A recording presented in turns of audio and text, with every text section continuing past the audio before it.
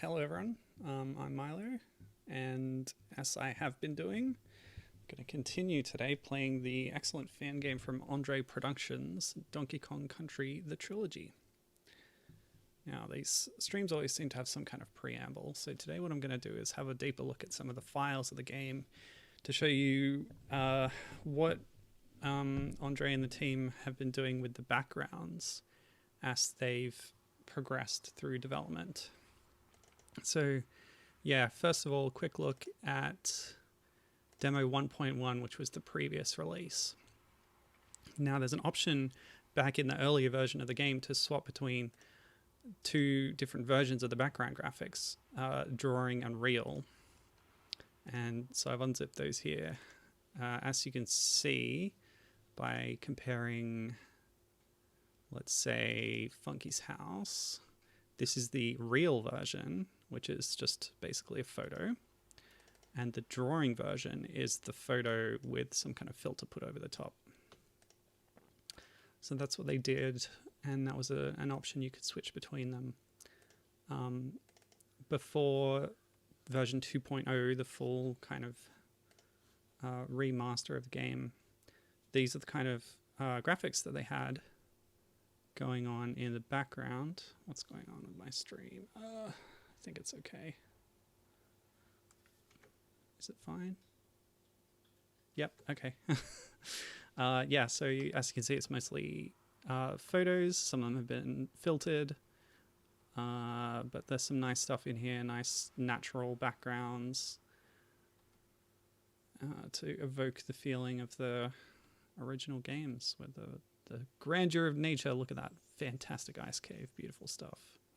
Oh, that one does have the filter on it. Okay, there's mostly the real photos and some graphics taken from the original games as well. It's not till 2.0 that they start significantly layering those graphics over the top of the photos. But yeah, here's some previews of what will be coming up as well, I guess. What are the labels here? So this was the original inside of Cranky's house, Funky's, the jungle, some nice promo art and stuff. This was Wrinkly's house, apparently, a huge library.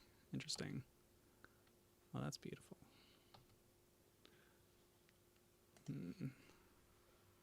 Oh yes, these are the world backgrounds. So originally, instead of the pre-rendered 3D graphics for the individual worlds, this is what was in the game as of 1.1, the previous release. Hello, how's your walk? Good. Nice. It's a nice day finally. It's a very nice day. Oh, there's some graphics inserted.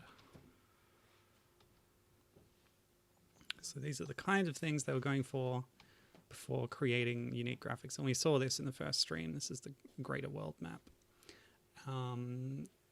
Where am I? Okay.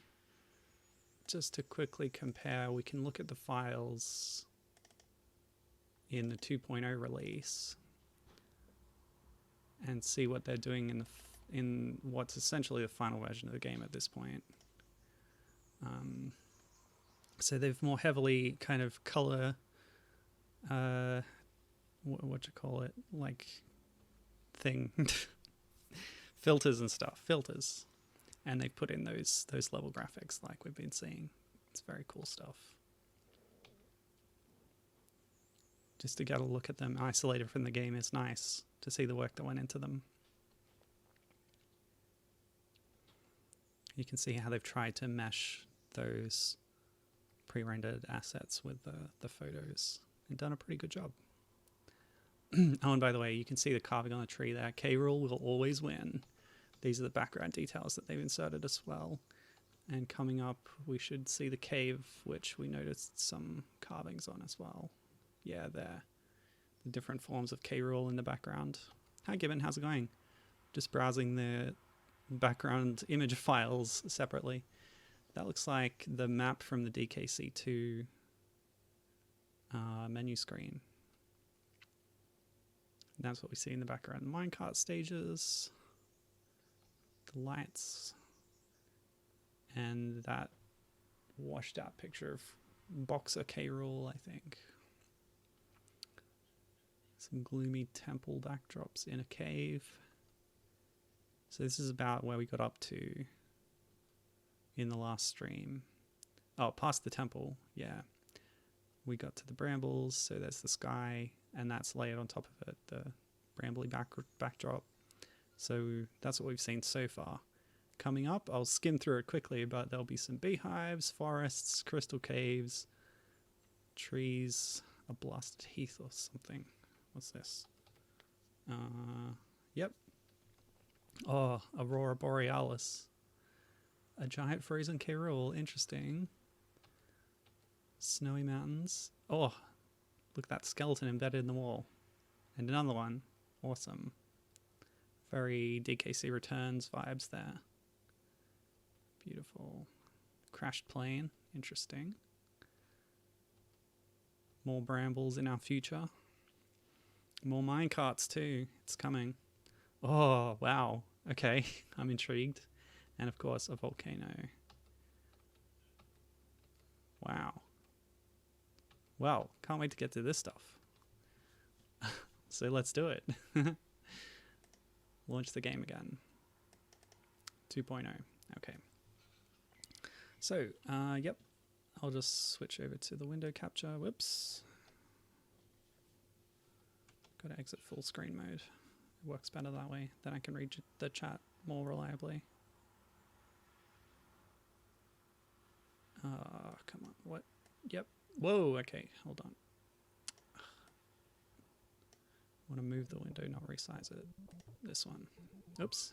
This one. Okay. Woo! All right. Let's go. Oh, that took too long. Sorry I spent so long on that. Okay. Let's play the game.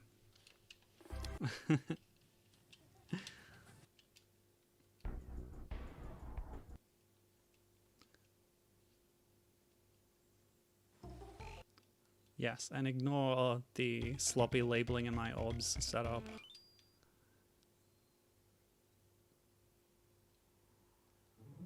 Okay. We are Kitty. We are starting the world Bees Invasion. The window's gone wrong. Hold on a sec. Yeah, there we go. I made it too small before. There, we fixed it. So this is World 5. Let's crack into it. Hello? Yes, okay. Oops, what happened? What? Oh, okay. It relaunched itself because I think it stores some of the files in a different, like exe. Sort of like how in old games you had to swap the floppy or something. I think that's what just happened. It told the game to launch a second file. Okay. Gibbon says the bees were too powerful. Yes. So yeah, as we got a quick preview of last week, we got a combination of zingers and buzzers, as is the want of this game. Again, mashing up elements of all three of the original Donkey Kong Country games from Rare on SNES. Okay, so Beehive on the Tree is level 5-1, and let's go. Okay, Kitty and Donkey together at last. Okay, found a secret already. Oh no. I noticed that we lost our life total, because I'm pretty sure I ground for a whole bunch of nice lives during last stream just by redoing a part and getting a blue balloon. Yeah, that's alright. We'll manage. Lots of buzzers. Now buzzers are sort of robotic bees. Oh, right, I can fall down here. Oh, I hoped there was something over there. Oop. Yeah, so notice that both Kitty and Donkey are going to have new sprites for this scenario. Oops. Just noticed something up here.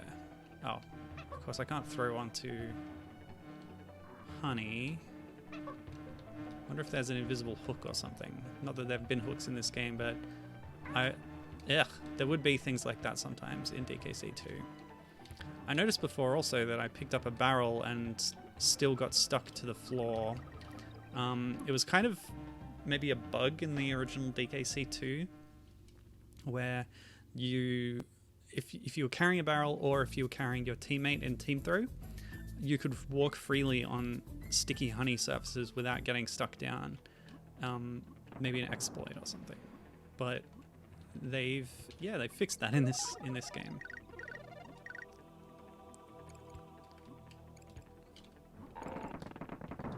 To where I'll pick up Diddy and yeah, I'm trying to move and can't, so I guess that could have been the intention always. We're going to avoid the cat o' nine tails. I think that's the first cat o' nine tails we've seen. Interesting mechanics to that enemy. If you land on top of it while it's spinning, it'll catch you up inside its flow of spinning. I see that barrel up there. How are we going to get there? Oh, that's damage on Diddy. Interesting. I could see a bit of a platform up above. I wonder if... Oops. Yeah, and there's honey up there. I think I know what the answer is. We got to get the cat o' nine tails to actually throw us up. Oh. The stream's looking a little choppy on my iPad. Is it because of the honey effects? Oh, it's because my internet's bad. Sorry about that. I hope that clears up soon. Yeah, I'm dropping a lot of frames. Frame rate took a hit. I think it's my internet. Hopefully it'll sort itself out soon enough. No worries, says Kevin. Oh, that's weird. I never thought about it before, but we just got to look at what's inside of those barrels. Crackers, I think they're called. I've looked it up. The ones that run are crackers, and the ones that hold onto the ropes are clasp. Okay, so we got a little alternate path up here. It got us the K and a couple of coins. And as we know, getting a certain amount of coins will give us a life. I don't know how many it is, but we also missed another balloon up there, but that's okay. Now descending these kinds of things is always the tricky part. Okay, so we're going to use this. I don't know if they're ever going to wake up and attack. Notice how Donkey also has sort of new sprites for trying to walk but being unable to because of the stickiness. Very cool. Oh, so we could have used it on, or we could have used it on this singer to get down there. Maybe there's another secret worth checking out later. Or now. Yeah, let's do it. Oh. Okay. Nice. What? That looks like the exit, but you wouldn't be able to get out because of the zinger. And I see a DK coin. This is 100% playthrough, by the way, without any prior knowledge. So we're going to be doing some secret hunting. Okay, well, we'll keep that in mind. File that away for future. Oh, that one woke up. Maybe there's some decoy ones. Now we'll finally test this mechanic. Oops, whoa. Never mind. We're not testing anything right now. We're getting the one up, the midway. Okay. So why did that small zinger, like, chase me? Also, I probably need the cat o' nine tails to get over there. Okay.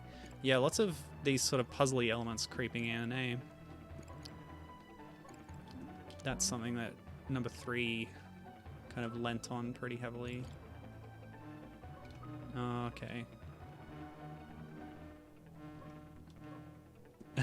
Donkey just floating around. Look at that. There's some nice sprites, actually. That'll be all new stuff. Okay. Exit. Yeah, so this is curving back and forth. And it's that bee again. It's chasing me down. Oh.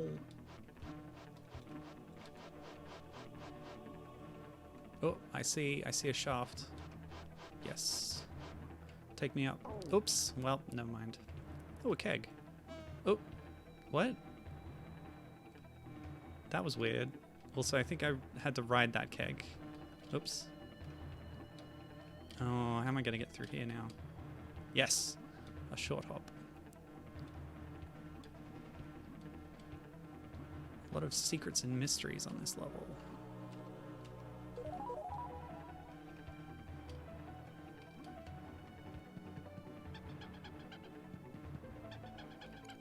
Oops. I meant to go softly and fall down, but I grabbed the wall.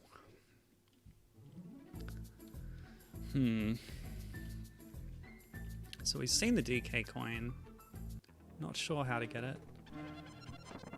Although I do have another chance now to do this. Whoop. I need to fall on top of it. Yeah, let's just slip blast now. Whoop.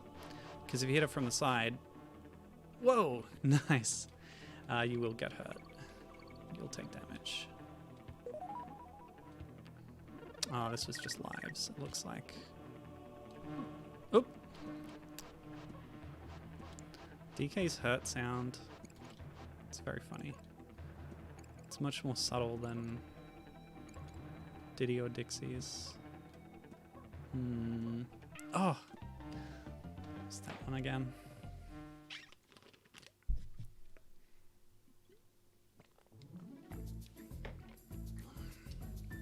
I feel like I should be grinding every life I can get just in case. Looks like the frame rate's improved too, that's good. So if I slip down here, oops!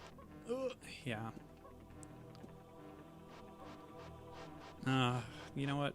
Never mind. Let's continue. When I did look it up, those hedgehog enemies are called bristles. Ooh. Yeah, they try to trick you. I think there's a zinger that looks like it's part of the background, but then it comes out and chases you or something, because I keep not noticing it. Yeah, so a hedgehog is called a bristles, and the porcupines from 2 are spiny. They're called spiny. I don't have to ride this, I can just throw it. Oh. Well, never mind. Oh, it respawned, of course.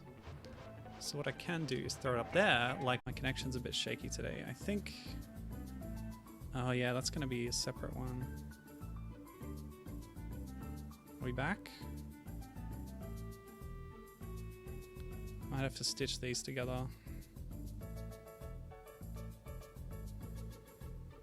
Welcome back. Hello, Gibbon.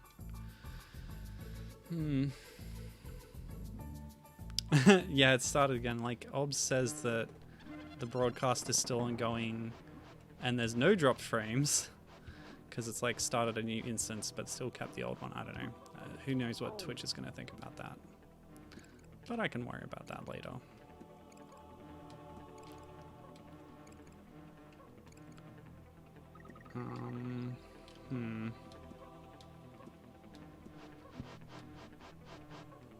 Oh, close one.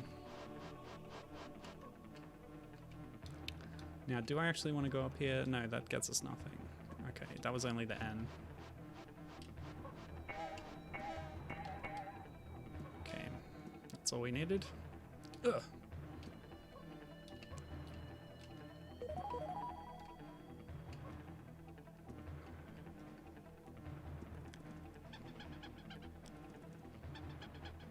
And yeah, I saw... No! Oh, actually, Diddy's hitbox is small enough to not get hit if he's holding on there. Interesting. Yes, I'm coming.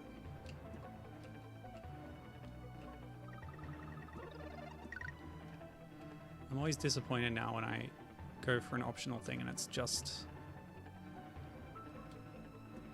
a renewable resource like a banana bunch. Oh. I can sometimes do a cartwheel on the honey and I don't know why. Here we can see in action that thing that I was sort of talking about a bit last week. There's zingers of 2 different sizes on screen at the same time, and that's something you can do because they've got like a high resolution screen, and they can just scale these assets almost arbitrarily, and you barely even notice Whereas in the 3D games, they liked to do that in DK64 at least. Because it's more trivial to do in that kind of graphics system.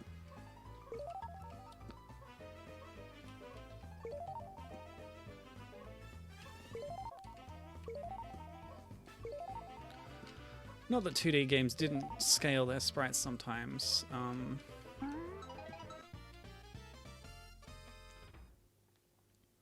Yeah, as Given says, they technically could have done that on the SNES with Mode 7 scaling.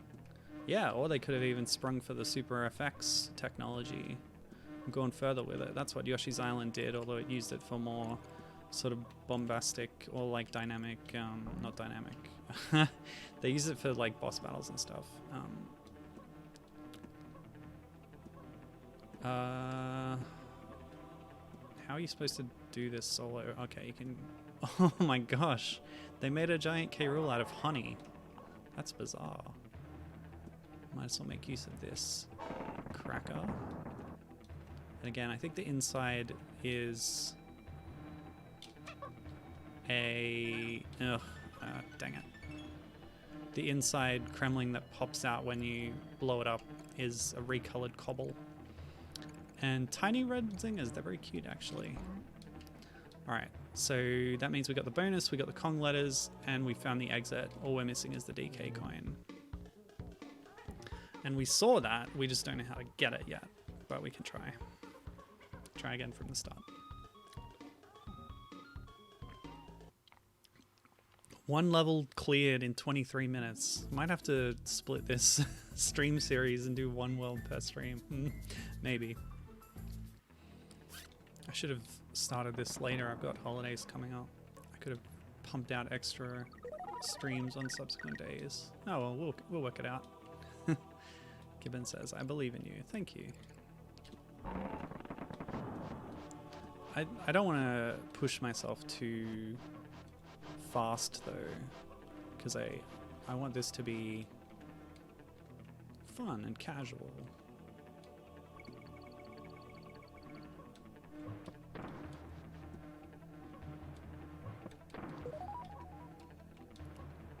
You don't want your hobbies to feel like work. Okay, so there's a one-up balloon down there. I'm not really sure how to get it. Oh, I could switch to Dixie if I could switch, but I can't. She could do it. She could just twirl even over here. Oh, that works too. Okay. One extra one-up. Every little bit helps. Sorry, I thought I saw my cat walking past. So down there is the exit barrel, which doesn't really help us. So we need to get in there from somewhere else, possibly coming up. Whoa! Whoa! That was an interesting interaction. Yeah, see, the zinger pops out. That's interesting. But it apparently continues in a straight line. Okay, so this one seems to just be a trap. It's not going to lead us anywhere, so we'll just kill that. Oh, and there's the midway. It must be close, unless it's doubling back, because that's what the level does. So I'll hit this. I can always backtrack from it if I want to. Okay. So there's up here, which was just that. Okay. But if you look to the left there, there's that cavity. I'm sure that's where the DK coin is. Down from here is some zingers, and we can see them as we fall there. Oh, got me again. A coin. Nothing else. Oh. Oh, does it not hurt you from the side? Okay. Throw me. So there's a zinger and a shaft. Oh yeah, I've done this. There it is. We can see it right now. I'm just still unsure how to get in there. That's okay.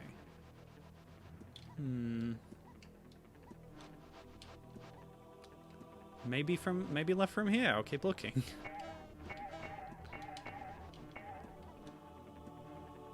Maybe I should bring a keg with me.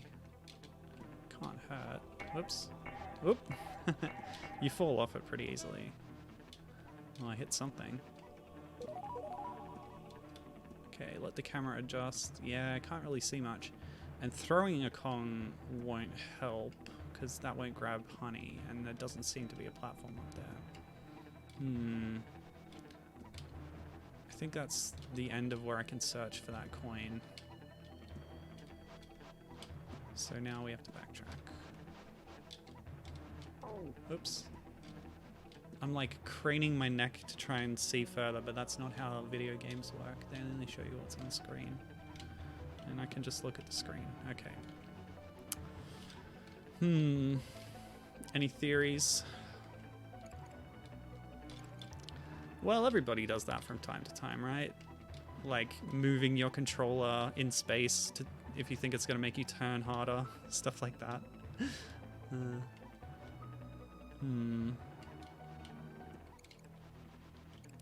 Kim says, I do that all the time. Ah, we can't get back up from here, so I have to die. Oh, rude. That Bristles didn't even have the decency to kill me. And all the enemies have gone. Here we go. Help me out, Buzz. My guess would be a bombable wall somewhere, says Given, but who knows? Yeah, it's a good theory. That's been the case a few times in this game. So, we'll have a look.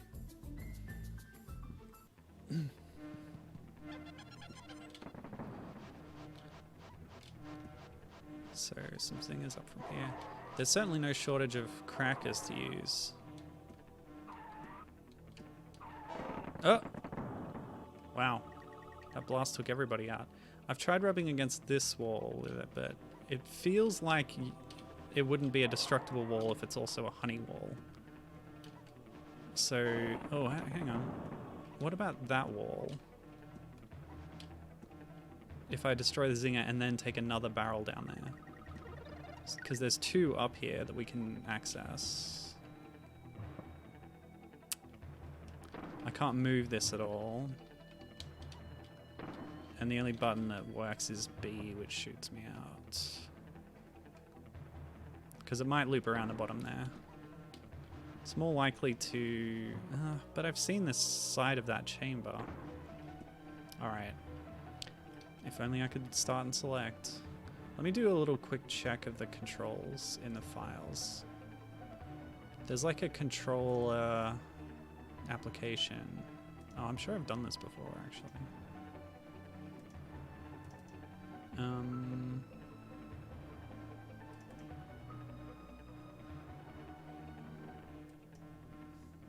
What if I do this? Save. I might have to relaunch the game for that to work. I adjusted something in the control. It's like a control setup file. Alright.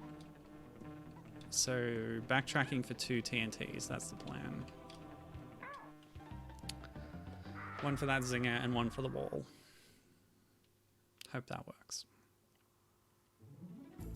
And after I...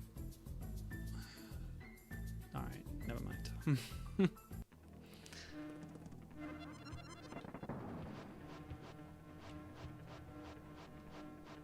Oh, no.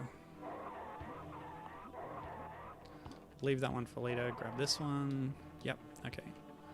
So that bee just moves in the same direction, but it can go up and down to try and catch you out. Okay. Oh, no. Alright. Just quickly, I'm going to save and restart the game in case that controller setup thing did anything. So, visit Wrinkly.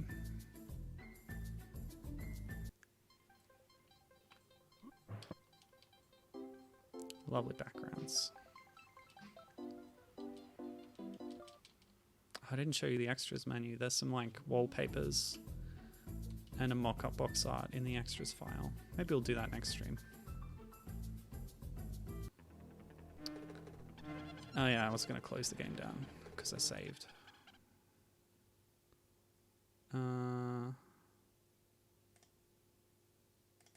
Okay. See if that works.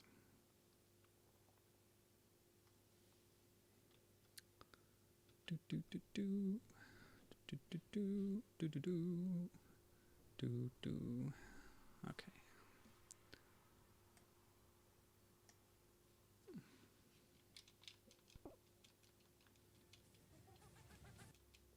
Oh, something I just noticed is like I'm pressing start and it's advancing through these menus, and I'm pretty sure I've been doing that the whole time. And yet it doesn't seem to work in game. But we could do another test. Yep, change the floppy.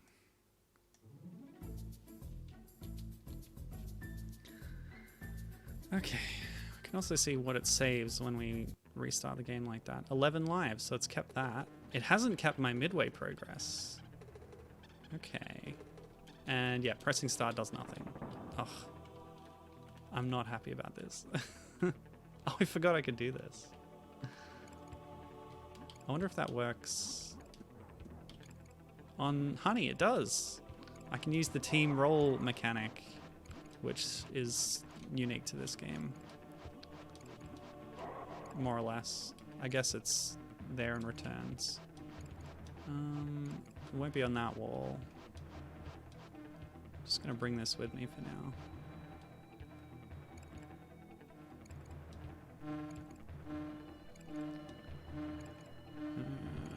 Not helping here. Whoops. Never mind. It's not going to be that wall. It looks too narrow, you know, or too low. I don't even know where that goes. Ooh, just slipped in. Yeah, it would be this chamber that leads to. Alright, so we're going to use this one to break open this way. And then bring another one over to see if that wall will open up. I think bringing an SDK is safer. It'll be less likely to hit another zinger on the way, or a buzz. Okay.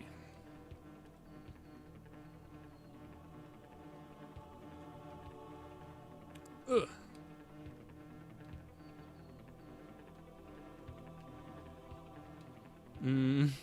How do I get past this? Ah! Oh no! Less likely, I said. That's okay. There's actually another one over there that I can use. You know, it really feels like that barrel is supposed to actually take you there, but I couldn't move it. I couldn't turn it. Ugh. I don't know. That's weird. Maybe that's a bug. Surely not. It's too obvious. Oh, Gibbon suggested to put it down and then pick it up as Diddy. Yeah, too late, buddy. Sorry. Okay. Nope. It's not that. Because if it was, it would break right here and open up that wall. It's so obvious that you destroyed that and then you fall down.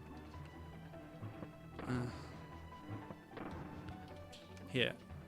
We discovered earlier that Diddy had a smaller hitbox and didn't get hit by that buzz. I wonder if I can try and slip past this barrel. No such luck. The walls are too narrow.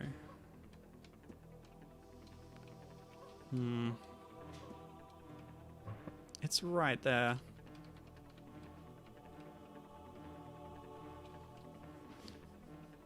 What else could it be? Why would there be a barrel that shoots you directly into a zinger if you enter this area from some other place?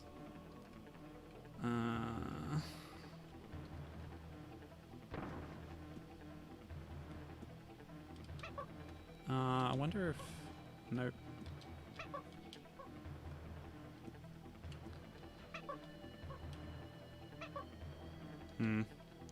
There's no guarantee there's a way down there from this vicinity. Yeah, I guess not. I think you're telling me to move on. I feel like I've, like, checked everywhere. But I probably haven't. Yeah, I'll get that.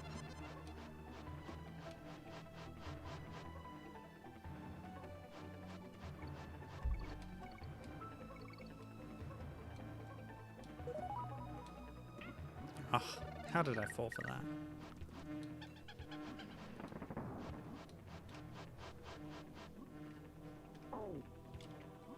Hmm.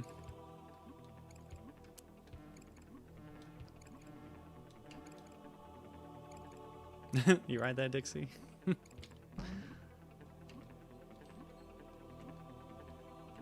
So that's the room to the left. That's where I need to be.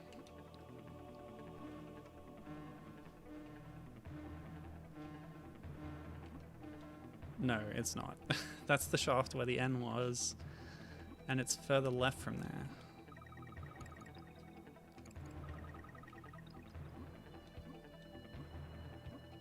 Oh, every time.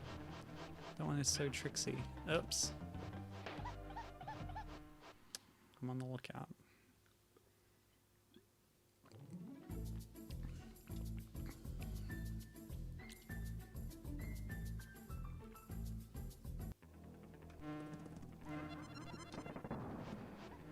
Can you duck under the zingers? Which ones do you mean? I feel like the Cat o' Nine Tails is friendlier in this game. Because in 2 it would throw you out at an angle sometimes, and it was a bit unpredictable. Here it seems to throw you upwards if you're not inputting on the controller. Oh, nuts! Yeah, which zingers? Duck under the zingers.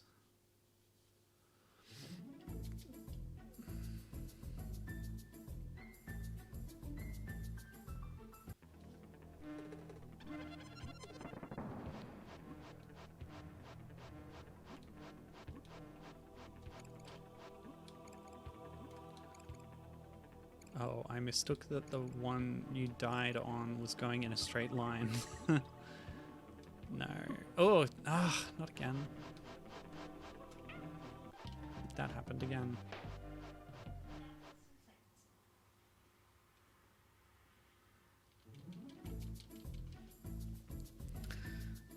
This is, yeah, this is a tough one, isn't it? Bit of a toughie.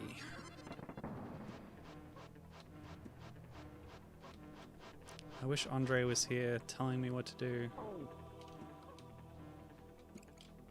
I was meaning to, like, try and contact him on Twitter or something, but I don't think he has one. I looked.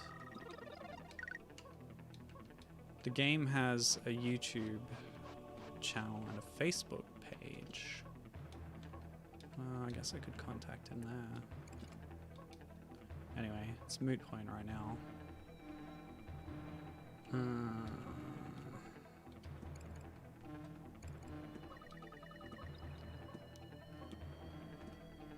Oh, it almost got me again. I feel so stupid.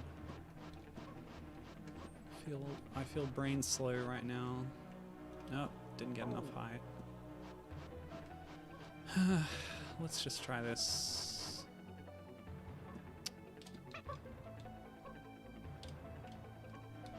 Throw me up there, please.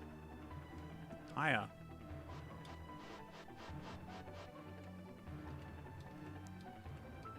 Yeah, the heavy use of Cat o' Nine Tails for reaching places makes it feel like... Oh, like that steel keg level. Using the mechanics in an unconventional way.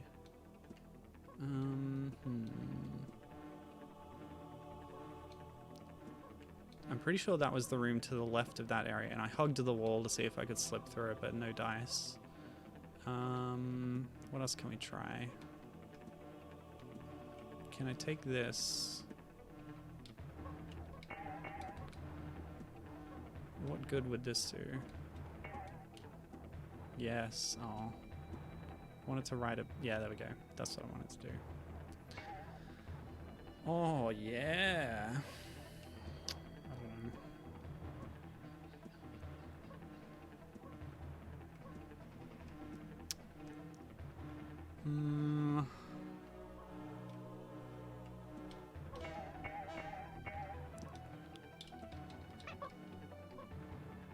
What? He just went through the barrel. Oh, weird. You can't land on that little ledge. And if you go too far to the right, you like slip through from the left. Jeff's here. Hello, Jeff.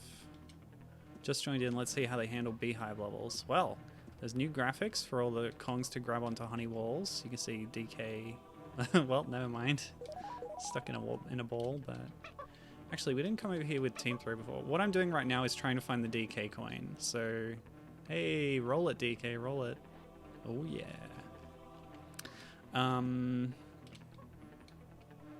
They. I have to quit. I'm just gonna hit all the buttons to try and pause the game to start and select, but there's no pause that I could find.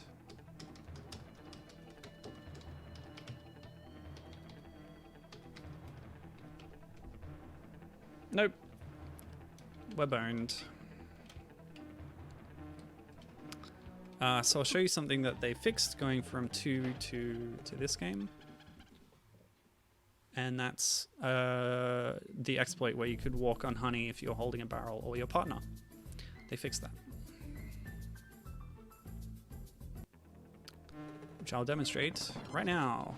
Team throw, can't move. There you go.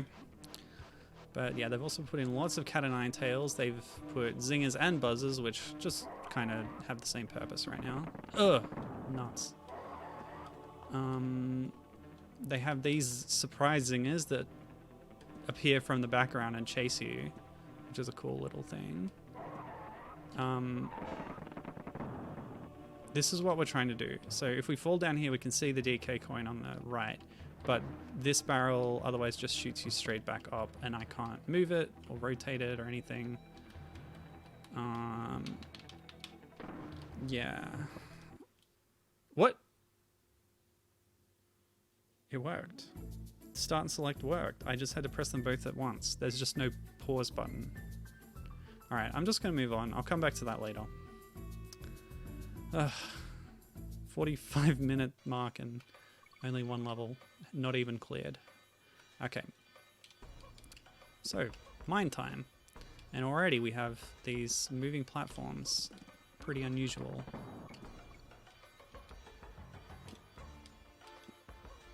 Oh, it's a squitter level. Okay. Okay, we can't do the L and R trick. We just have to be really quick with our A presses if we want to jump on a platform. Or else just take it a little bit slower. Oh. Okay, so that's a new mechanic as well. Whoops. Like a wall that we can move out of the way with a lever. Jeff says, I already like this level. Aha! Hidden K.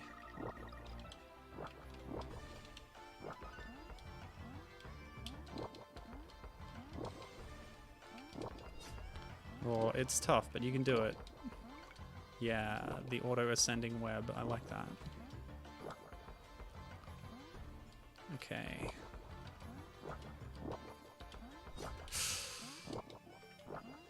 Oh, well, didn't last long, but that's okay.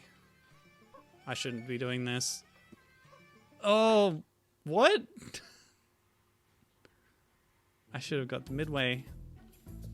Foolish of me, but I don't know why I just died for no reason. It's like they inserted a kill plane there or something. Or touching the wall. I don't know. That was weird. It's okay. Shouldn't take too long. If I can reliably do the web climb trick, which I was failing to do in the last time I had Squitter in this game, I think. Ugh, nuts.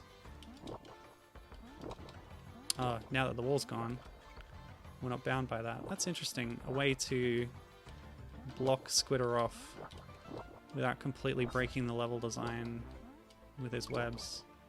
That's cool. I like it.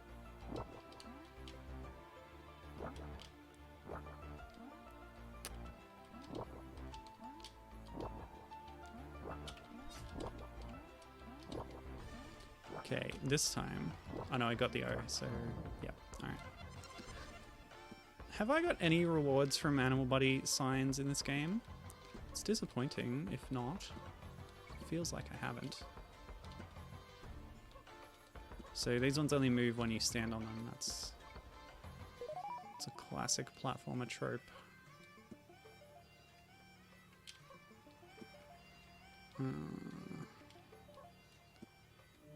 always like worrying that I'm missing secrets because they're hidden pretty deviously in this game at times.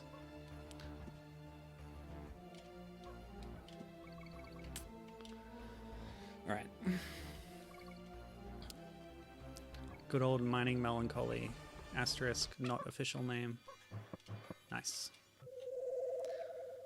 Sometimes the secrets aren't hidden like too deviously. All right, what's this about? Those heads, by the way.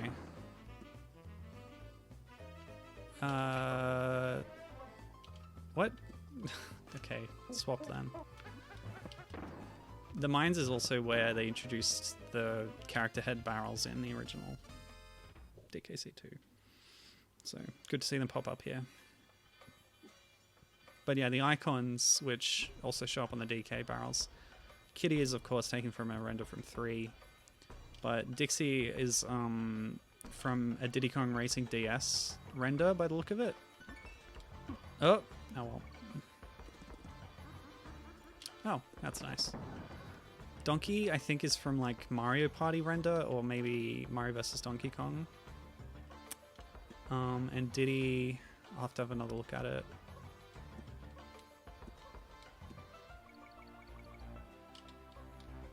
Like, I know the one, he's like grinning, looking at the screen and holding something up in his hand. Some kind of gadget, which is what makes me think of those two games. Whoa. Whoa. Whoa. Alright, so there was something down here. Yeah, thought so. Oh, how about that? A level that doesn't take me 40 minutes to complete. So the G was, yeah. Ugh. Well, I'm glad I know how to quit a level now after playing this game for like almost 5 hours. Yep, we got everything. Great. This level is pretty cool, says Gimmon. Yeah, I liked it. And the two halves had very different gimmicks to them. One with Squitter and the retractable platform thing, and the other one just tougher moving platforms with minces. It's good stuff. So that's blue crystals down. Level 3 up and then down. Okay, straightforward name. Let's see how that plays out. Good to see the old... Oh, swoopies! Hello! So they're gonna... Oh, okay. Stick in here. Oh, on either side of that tree. That's cute. Okay. Crimple, no! Or crimp. Crumple? Crumple. Yeah. Crimp is the purple four-legged Kremling from 3. Crumple is the big guy.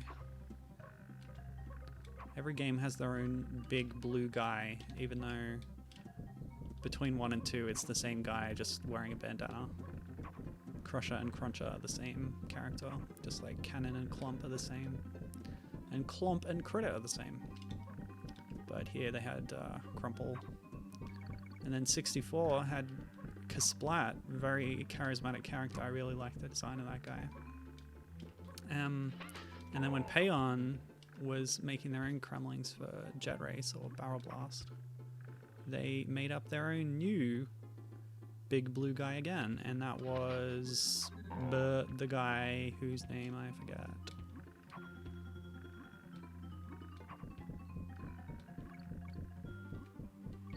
Oh, can Donkey... Yeah, cool, because of course Kitty can defeat those guys with a jump. Oh, but I need my partner to grab the K.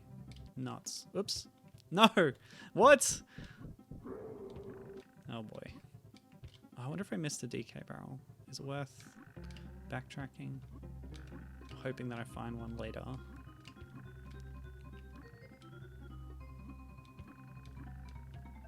This is a cool gimmick. Very vertically oriented level in the wide open treetops type stage.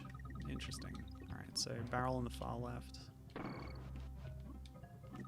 I'm hoping for a DK barrel and then a backtrack. Kludge, thank you, Jeff. And Gibbon. Ooh, what's this? Oh, no, I missed it. Oh well. Gibbon's pointing out that Cutlass and Copter could be the same character, and Kosher, which is the sort of equivalent to Cutlass from 64. He's got a giant club. Mario Wiki calls him Viking Kremling because I think that's taken from a strategy guide or something, where they just kind of made up names sometimes, and that's the most official source they have. Oops. Once again, the timing on the roll jump is a bit more demanding in this game. And I'm still looking for that DK barrel so I can go back and get that K. Oh, whoa. Yeah, okay. Now, do I think that Copter and Cutlass are the same character? Yeah, I can see it. Alright, yeah, I'll go along with that. I never thought they were until you suggested it, but I'm all for it now. Ugh! That might need a team throw. Kludge. Oh, interesting. Gibbon says that... Oh! If I recall correctly... sorry. If I recall correctly, Kludge was going to be a new design for Crusher, but they made him his own character instead. Yeah, recently on Discord I posted the concept art from Barrel Blast Jet Race, which I'll get the K on a revisit actually. We're too far into the level at this point. Yeah, concept art from... Oh no! Okay, well, that gives us a chance to get the K at least. I should have been looking. And I could have backtracked. Anyway. Yeah, concept art from Barrel Blast, which was just hosted somewhere on a Nintendo website, and Mario Wiki had got it at some point. My assumption is that it was posted in like an Iwata Asks or some kind of interview, and it was just like placed there as an example from the game's development. But either way, you can see it on Mario Wiki on like the gallery page for Barrel Blast. But yeah, it's pretty cool because it has two new characters that aren't in the game, or most likely they're early versions. So there's Cressa, who's a female Kremling with long locks, who probably became Calypso with the afro. And there's what's his name? Carrie, I think, who might have become Kip later on. Sort of a shorter Kremling with a bandana. Alright, so we're in Stop and Go Station now. We've got Rock Crocs back in the trees. Interesting. And we know there's going to be a bonus. Oh, the real bonus. I should have known because I saw the real bonus earlier. There's going to be a bonus on the far left of this somewhere. Oh boy. Okay, yeah, you can avoid them, but ideally we would have hit that barrel on the way through. So whereabouts is the bonus exactly? I like this. They're going to get inventive with those stop and go barrels. I know it.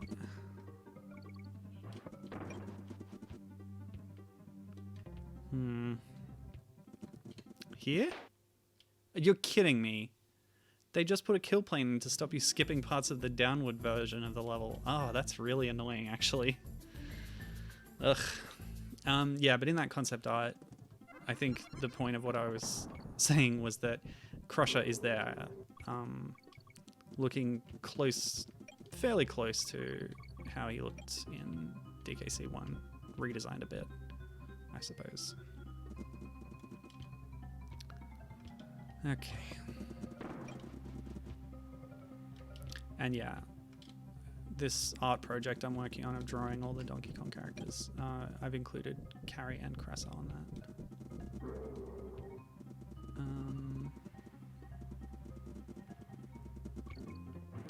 Oh, maybe, yeah, Gibbon is calling out the labeling of Kosher as Viking Kremling.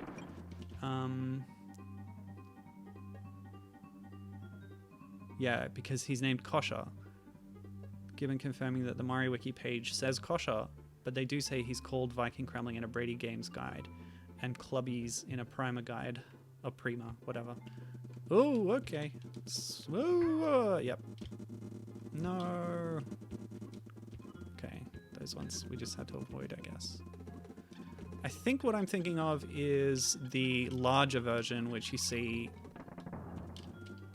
There's like one larger one in Crystal Caves, which is kind of labeled as a mini boss, who periodically like smashes the ground and then stalactites fall down from the ceiling onto you.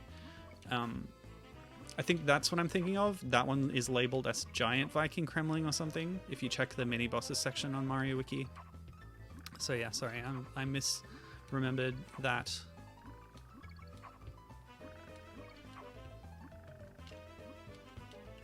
Oh, okay, we're gonna have to come back up.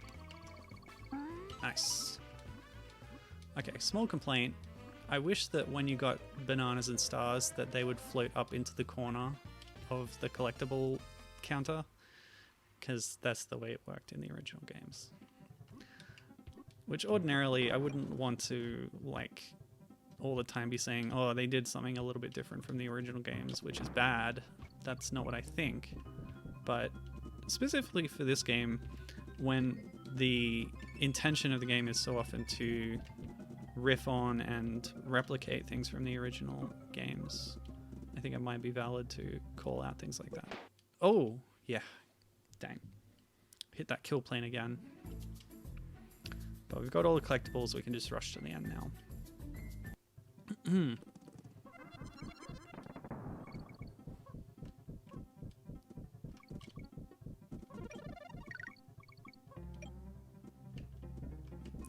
Must have been a barrel I missed.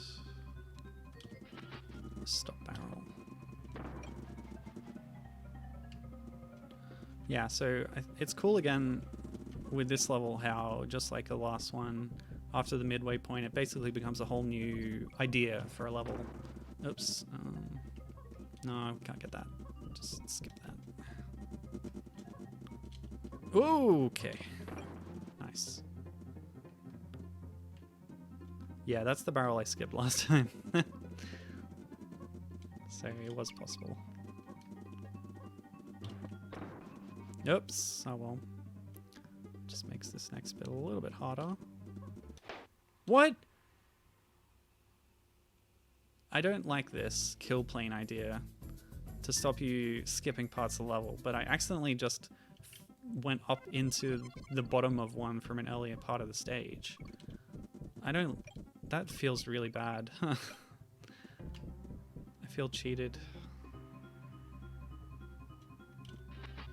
Like, I understand why the kill planes are there, but accidentally hitting one from below? No, I don't like it. And I'm sure it's unintentional. Oh, that's weird. The stop barrel didn't stop the rock crocs above. It's sort of contextual for the ones coming up, I guess. That's how it's been coded.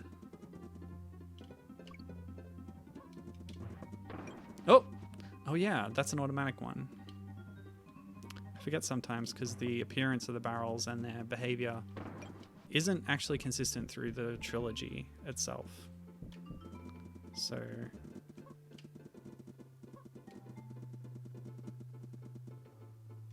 Oh! No! Okay.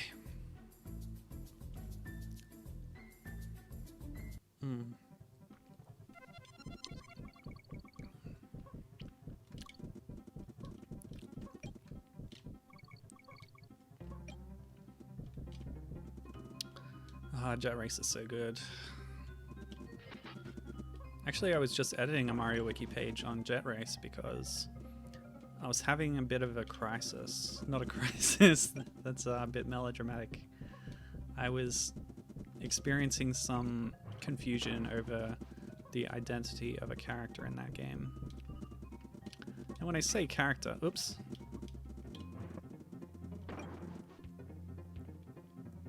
What I mean is an item. So just like in Diddy Kong Racing, you get items from balloons. Fun fact. In the Japanese version, the balloons were red and green, and in the localized version, they're red and blue. Did you know that? And I found this out from looking at the official Japanese website. So I think it's Kongs are red and Kremlings are blue? Oh, that is a really troublesome jump that has caught me out many times now. But it's like you gotta go left, but they don't tell you that until you're already in the air. And the barrel throws you off. So I'm just gonna skip the barrel and go left when I see that. I'll just remember that. Ugh. Okay. Yeah. So yeah, the whole game is built around this Kong Kremling like faction system, sort of. Where basically each character has an equivalent on the other side in terms of their stats, so everyone's got a rival. It doesn't really play into the gameplay too much, but that's how the game is set up with the premise of it. See, that barrel you shoot manually, but later on there's one that's automatic.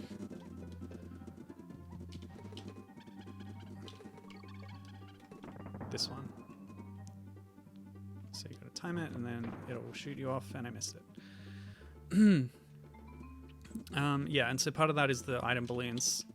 I think it's the red ones. Yeah, Gibbons recommending me not to go for the barrel at that point. Yeah, that's a good call. Yeah, I think it's Kongs are red, Kremlings are blue, but I might have got it backwards. See, with Dixie, I can do both. Except I was too slow. That's okay, tracker barrels are back from DKC3. Good stuff. Ooh, no, nuts. Alright, are we nearly at the end, please? Yeah, more cutlasses. I need to get it. You never know what's coming up. Let's go. Oh, thank goodness. Oof. Yeah, so everyone can use the same items, but if you use items that are aligned with your faction, they're more powerful. And one of the items is a little monkey with a propeller on its back mounted to like a little backpack thing. And it's called a prop monkey. In Japanese, its name is Itazura Monkey. Even though they have a word for monkey, but they wrote it out, monkey. And Itazura means mischievous. Oops. Okay, so we got some DKC2 jungle spikes on the forest with the gusty glade wind. Oh, nice background. Very lovely. Okay, and what the prop monkey does is it homes in on an opponent coming up and steals bananas from them and gives them to you. Oops. So the Mario Wiki article on it says that this is a toy version of the Hurley monkeys, which are sort of NPC monkeys that exist on the side of the courses and throw bananas at you. And I was like, where are they getting that idea that it's a toy? Because if it is a toy, I can draw it next to... Oh, I saw that. Saw it too late, apparently. I can draw it next to all the other toy ape characters, which originate from Mario vs. Donkey Kong. And there's a lot of them. See the Mario Wiki page on Monkey Robot if you're interested in that. So just drop down here. It's a bit tough because of the wind, but yeah. So I was like, why do they think it's a toy? There's no evidence of that. When you use it in game, it makes monkey noises like a monkey. It doesn't look like it's clockwork or anything. So I was like looking at the history of the page, and somebody just added it at some point. There's no citation. So I think it's just speculation that got immortalized on the Mario Wiki page, so I just went in and changed it. That's what you can do. I hope they don't revert it. And I put in the note, like, there's no evidence that it's a toy, so I just removed that part of it. Gibbon's theory was... Oh, are we getting more bots? Yeah, so thanks for dealing with that, Gibbon. Getting some spam bots in chat. Gibbon's theory was that they thought it was a toy because its name is Prop Monkey, and I was like, okay, it's a prop, as in not a real thing. But I think my theory is that prop stands for propeller. Seems pretty straightforward to me. Also, the article claimed that it had a head-mounted propeller, like on a hat, which is not true. There's a picture right there on the page. You look at it and it's wearing a backpack. It's got like a harness, almost like Copter, the Kremling, which is attached to a little back-mounted propeller pack. Oh.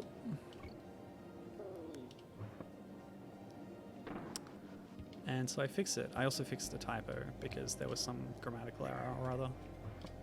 Yeah. Okay, finally. Just got to be careful about all these pits. Double check them. Gosh, the DKC2 forests are beautiful. Oh no!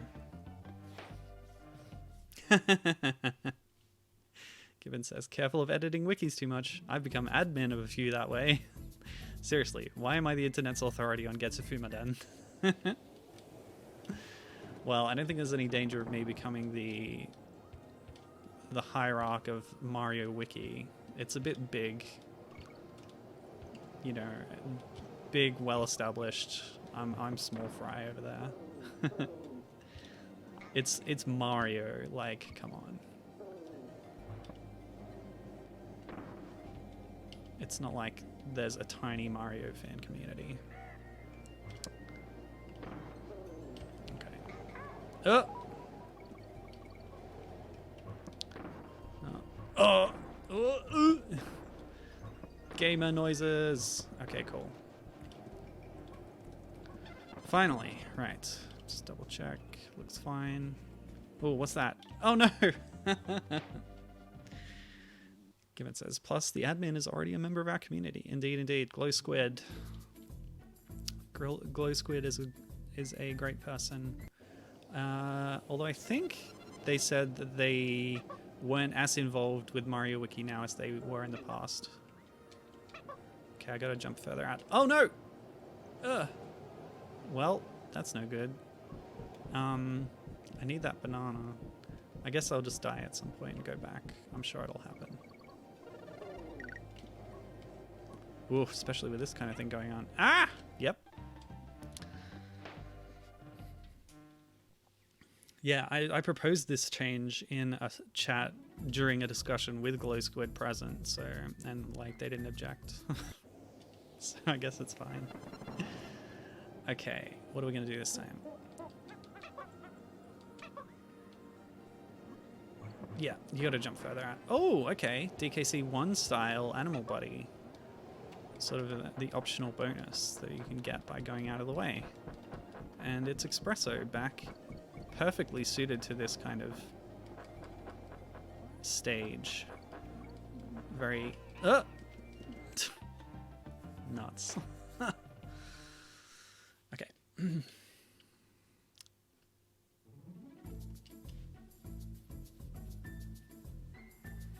That new Getsufumaden game is still in early access, right, Gibbon? Actually, I was consulting the Getsufumaden wiki just yesterday because you mentioned it. And I was like, I should add it to my spreadsheet under Castlevania because it's all but a Castlevania spin-off at this point. Its two series are so intertwined. So I entered the 3 entries for the 3 different installments of the game series. You know, Getsufumaden on the NES, Getsufumaden Undying Moon, the new game. Why am I missing that? I should go back for Espresso. And I just noticed that I had 0 lives. Okay, well this is the first time we're seeing the game over sequence. But I hope I didn't lose my progress.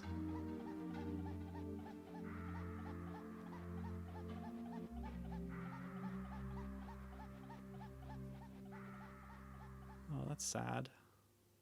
The game just closed itself.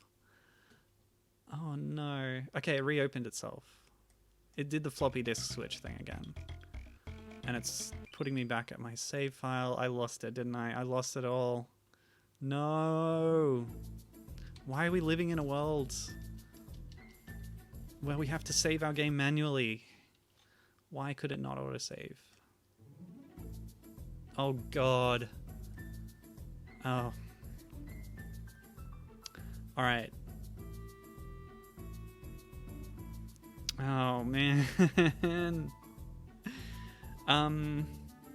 Okay, so I've got two options now. I can stop the stream now. I can get back up to that point myself outside of stream time and just pick it back up next time.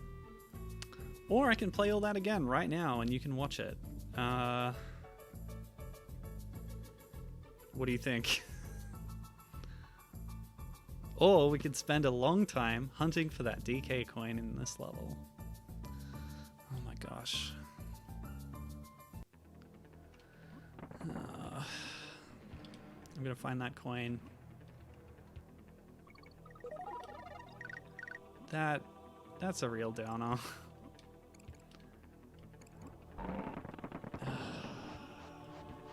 You don't have to be so slavish to the original games that you have to make people save manually. No.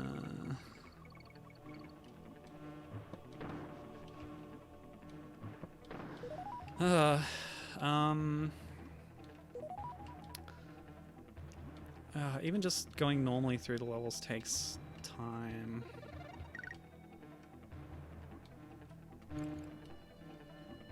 What week is it? I think it's week 9.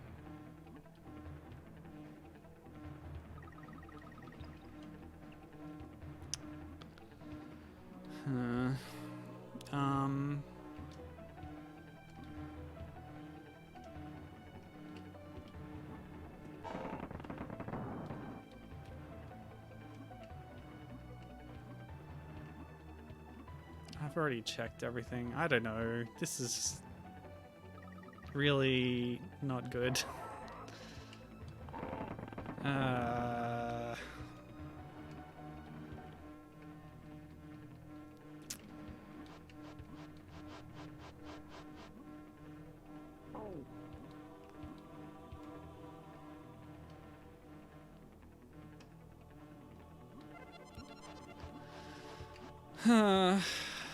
I don't know.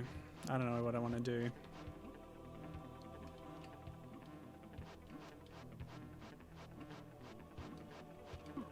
Ow. Okay, so it does hurt you from the side. That is a mechanic.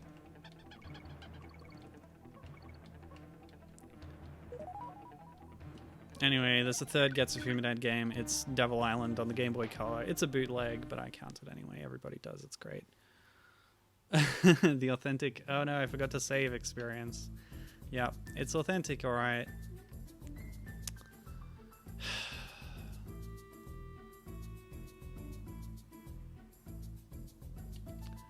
I don't know. We gotta do it. We gotta do the process. We need to find that DK coin. Okay, so here's what we know. It's in a room that's below this one. Maybe not right now, but like over there.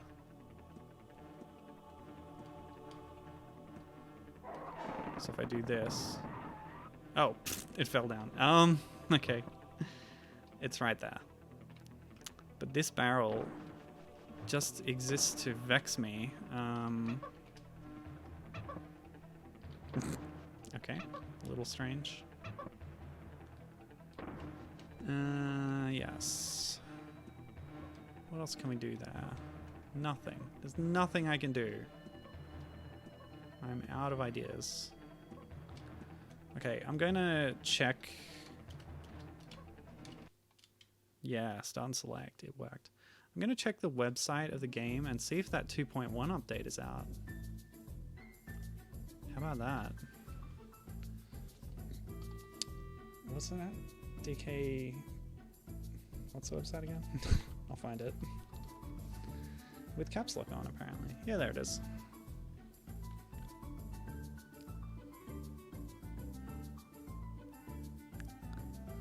Okay, 2.1 update is coming soon. I wonder if it's a bug. It can't be. Surely not. What's the time? Okay, let's speed run these levels. I'll get the collectibles off stream because we've seen that happen already. And I'll finish out this world. And this is going to be a one-stream world. A one-world stream, sorry. So progress is slowing. But yeah, soon I'll have a bit more free time to do streams more often. Soon. I think it's another week until I'm on holidays. Or 2. I don't know, man. Ugh. I'm discouraged. Oh, Gibbon says, right on. Gibbon wants to keep watching. That's cool. Thank you. Thank you for the support. Okay. Wait. Oh, yeah. I lost my progress, of course. Of course I did. I lost it all. Everything's gone. Everything sucks. Okay. Yeah, this level had kill planes too. I got caught out by one last time I did this level. Right. So, we're going to beat this world. We're going to do it. Oh! Okay. So there was a kill plane again, but a bit less abrupt this time, which somehow makes me more okay with it. Oops. Okay. Cool.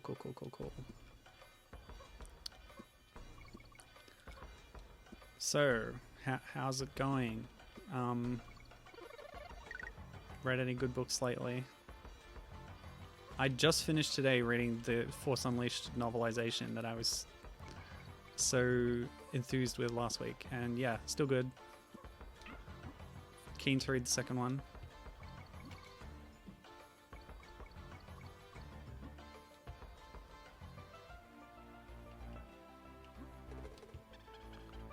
I like how it gives you more insight into the characters' internal lives, because, whoops, the original game is a little bit ambiguous about a lot of things, like what Starkiller's actual loyalties are, that kind of thing. And necessarily they make it a bit more explicit, although, again, it is a switching viewpoint thing, so Juno is still unsure. So it's still got that element to it. Yeah. Now, Gibbon. Yeah, Gibbon agrees. The novelization is pretty good. Oh, so you've read it too? That's cool. Platform just respawned.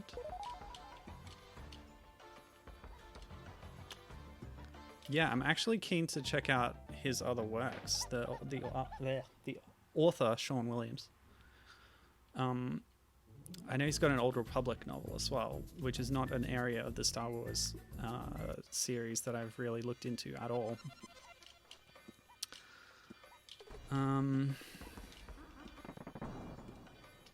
Oh!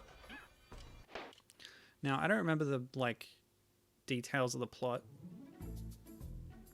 from the game 100% well, but there's this subplot that I think is only in the book, maybe?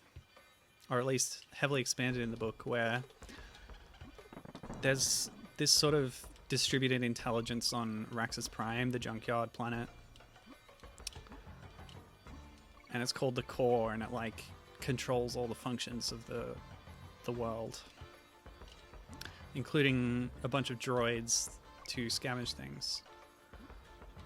But it kind of gets delusions of grandeur and wants to take over the Empire at a certain point. And it's sort of implied that what's his name? Kazdan Paratus sort of kept it in check. But after Starkiller kills him, it kind of goes rampant. And it takes over Proxy. It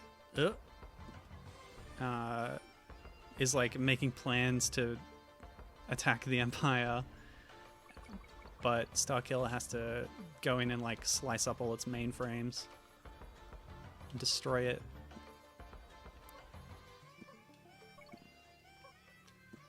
Because it doesn't fit his plans at the time, but also it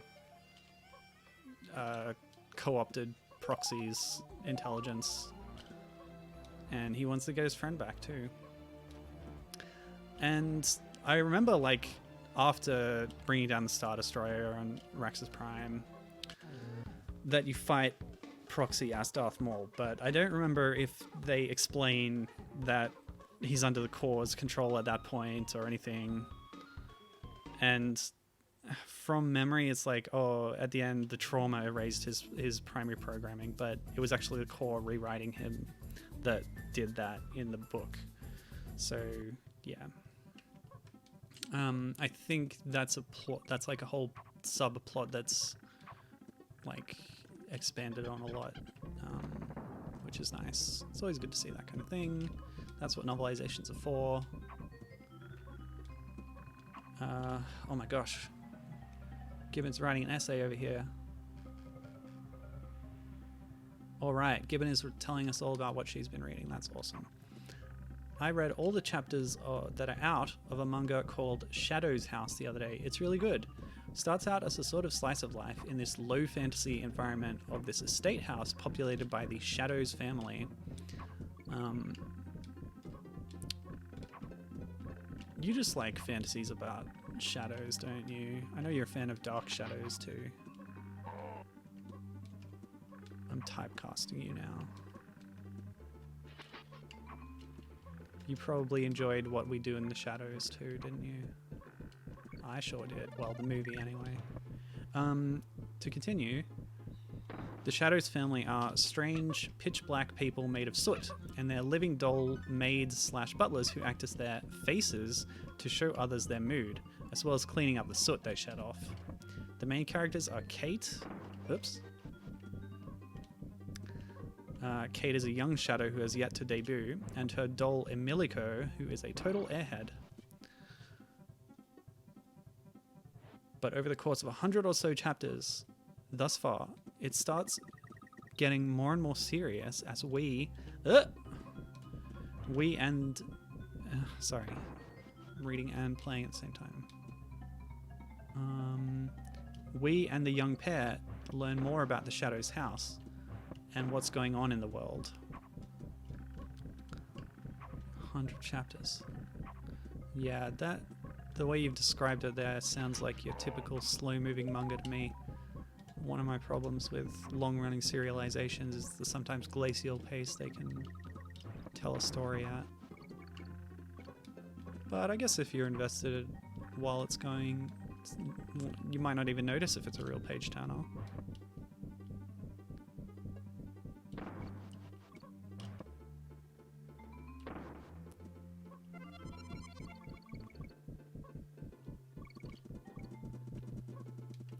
Can make things a little daunting to get into sometimes, though. Like, heck, tell somebody that they should start reading One Piece right now.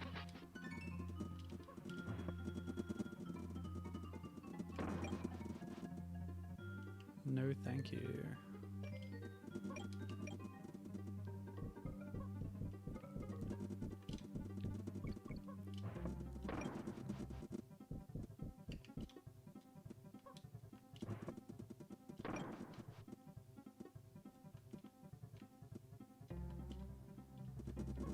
Well. Oh god, One Piece, says Gibbon. I'm never going to catch up. There's just not enough time.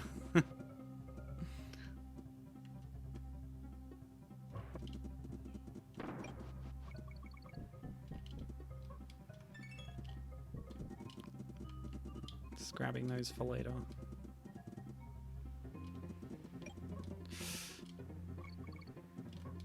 Still tricky.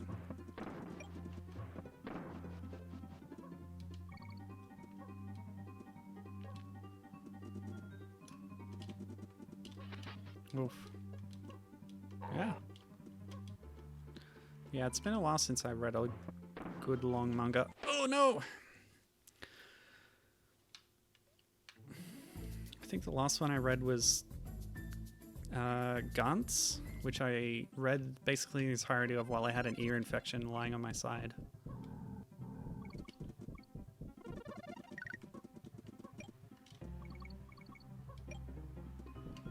Not that I would recommend it on a family-friendly stream. But, yeah.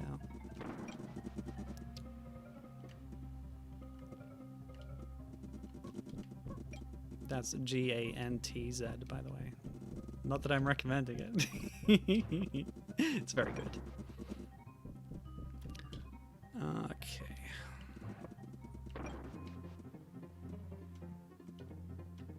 And since I'm reading Star Wars stuff, I'm about to start reading the Ewoks comics because I've also started watching the Ewoks cartoon.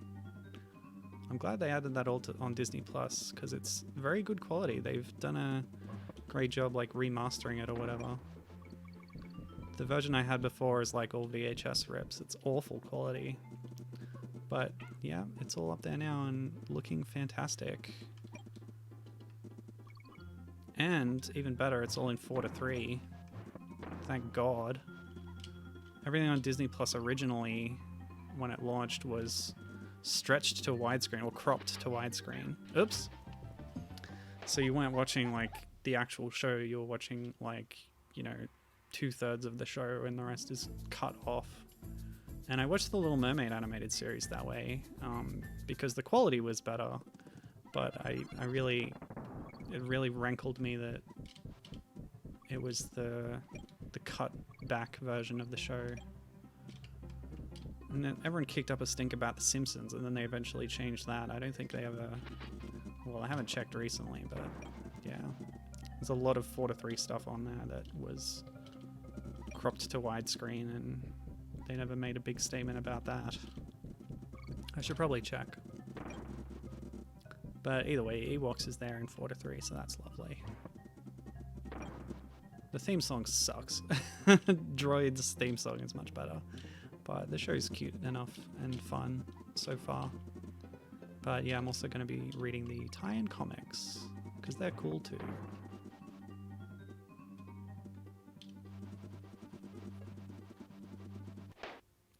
Excuse me? No, you need to fall on that platform and then continue. Ugh, I hate this level. Or I hate that mechanic, rather. Alright.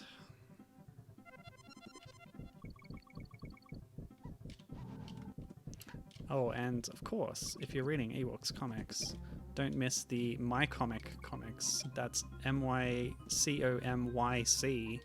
They're originally printed in another language, but I don't remember which. Maybe Dutch? And for a while, people weren't sure whether they were official, but they've been fan translated, and it's basically just more of the same kind of Ewoks comics that already exist in English.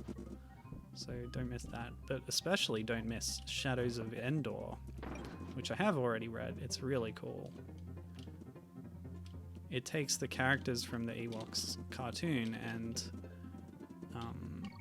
reinterprets them for the Dark Horse Star Wars comics era. So everything's a bit more grown up, a bit darker, more realistic, but also fitting it in with the context of the movies too. So like the Empire is there. But it also ties in with the live action Ewoks movies. So it's kind of an essential part of the whole Ewok world that ties all the different threads in together. It's really cool.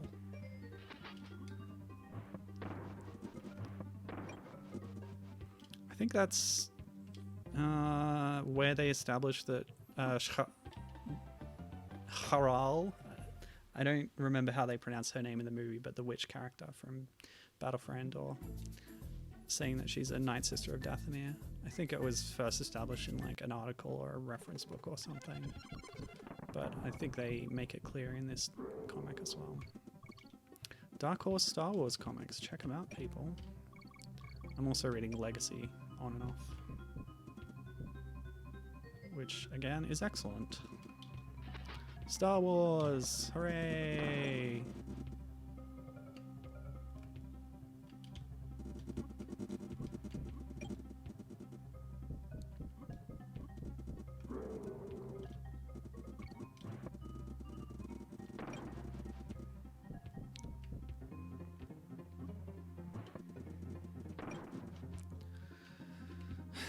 Okay. Gibbon says I've also been reading the Lady Sherlock series, which is refreshingly not just a gender swap of the character. Those are novels, not manga. That sounds cool. Although there was a Japanese live action show where Sherlock was a lady. It ranked pretty highly on a list I read recently of... It was like on a crime fiction blog website, and the author was clearly an enormous fan of Sherlock Holmes, and what they'd done is ranked every or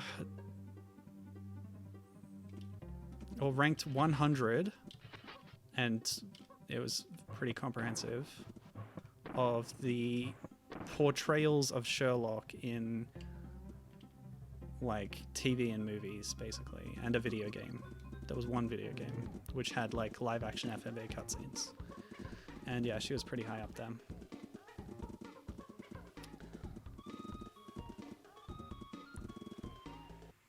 You might be interested in that article, Gibbon. I'll link it to you later. Okay, so what are we doing? Now that we've cleared that, I'm going to save the game. Oh yeah, Jeff is talking, I don't know if he's reading these recently, but he's reminding us that they exist. Don't miss the Arthur Pendragon Sea of Thieves comic Part 3 conclusion, releasing on September 17th. And don't miss Battletoads Midquel comic Part 3 / conclusion, releasing on September 8th. Nice, cool stuff, good, good, good. Yeah, I don't know anything about the Sea of Thieves comic apart from that the fans like it, and it's very like it ties in well with the game. It has a lot of oversight from Rare. I think Chris Alcock even writes some of them, so yeah, that's all cool stuff. And the Battletoads comic is free. You can get it on Comixology. There's 2 issues out so far. It's been a kind of slow release schedule, but hey, it's free. And the third part, yeah, what did you say? September 8th.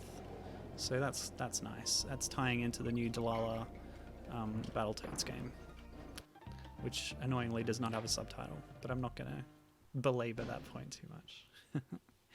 Gibbon says that the Lady Sherlock novels deal a lot with women's place in society during that time period, and the options available to an intelligent young woman of dubious social standing due to not conforming to expectations for her. Oh, that sounds pretty good. Oh, blech. Yes, interesting themes to explore for sure. And Gibbon also contributes that she has enjoyed the Pendragon comics, especially how it reinterpreted the original Pendragon games under the lens of Sea of Thieves. Yeah, that sounds like a really cool aspect of it. Because of course, Arthur Pendragon turns up as a ghost in Sea of Thieves, and he's originally from a series of 4 games that were originally on the Commodore 64, made by Rare or by Ultimate. Specifically the team of blank and blank, I've forgotten the names of, but it's not the Stampers, it's like the B team at Ultimate, or an alternate team or whatever. But yeah, cool stuff. To tie in a new game with a game that hasn't been heard of in decades. Especially because none of them were in Rare Replay either, because that was a bit more Stampers focused. The Spectrum games that were included in Rare Replay are all or like a selection of the most well-known Stamper ones, basically. But there's still a lot more to Rare's history, as I have indeed been trying to show on these very streams. There's a lot of cool Rare games out there. Yes, I don't need to belabor that point either, because that's the whole point of what I've been doing for months now. And a few more weeks, apparently. It'll still be going. Actually, that would be a good time to mention my future plans, because while I was doing research... blah, blah. Maybe Espresso is more trouble than they're worth.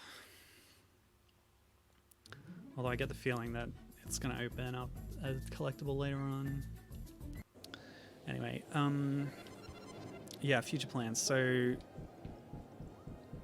while researching for Donkey Kong Country fan games, which led me to the stream I did immediately before I started playing this game. Yeah, I found a bunch of cool stuff and thought I'd scraped to the very bottom of the barrel, but I was wrong. There's more. There's going to be another assorted Donkey Kong Country fan game stream after I'm done with this game.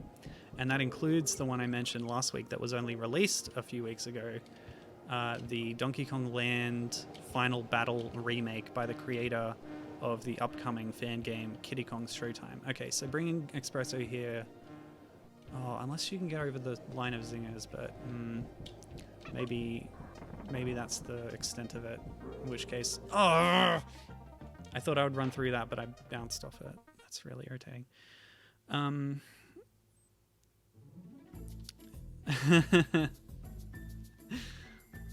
Kevin says, wow, lol, Milo, Indiana Jones of rare fan games, always unearthing previously undiscovered works.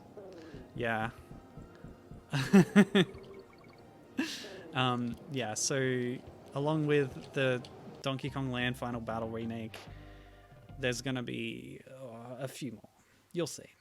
We'll do it. It'll be fun, and I'm going to save the game because this is where I got game over last time. Okay. Now, Gibbon was saying about the Pendragon comics, I've enjoyed them. Oh yeah, I read that. But the Battletoads comic I've been less impressed with, says Gibbon, but are still amusing filler. And I'd agree with that. And Jeff says that Chris Alcock, I believe, writes quite a bit more for Rare than people realize. Yeah, it's surprising, especially because he's not, well, I don't think he's currently employed there. Like, he left before Rare Replay, but then came back under contract to write for Rare Replay, and now he writes all sorts of things for the games and for the tie-in media. Yeah, I don't know if Espresso would get over that and whether it'd be useful. Okay, I was ready this time.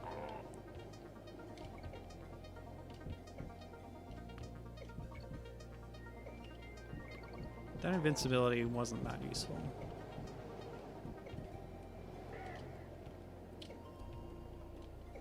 Oh! Let me see.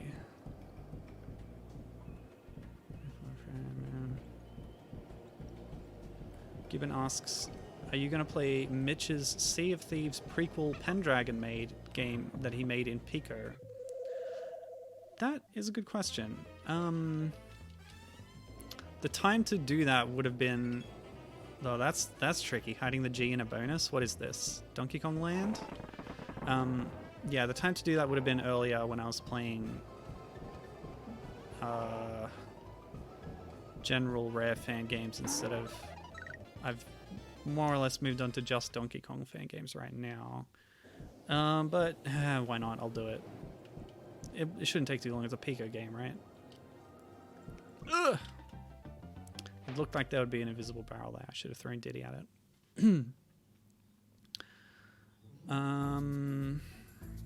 Yeah, okay. But I've got the collectibles except for the N, so I wouldn't really have needed to do that. Yeah, where is the N? Then I would have cleared this level out already. Look how easily I do that now. I'm gonna prove how useless that is. I don't need it. Okay, even Kitty can't deal with crushes. Oh, he can! Dang it! I misinterpreted the rules. Ah. Don't need the invincibility. Only if you're a monkey would you need that. Yeah, I should look into that. A game that, like, a friend of mine made? Sure, I'll play that.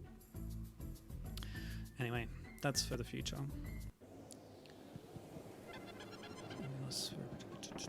Okay. Where is the end? Did I get it last time?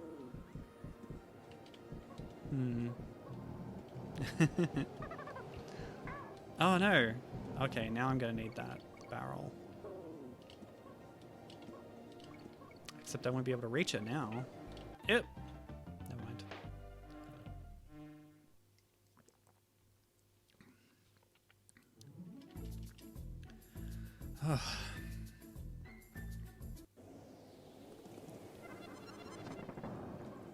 I'm disappointed with myself. Bah.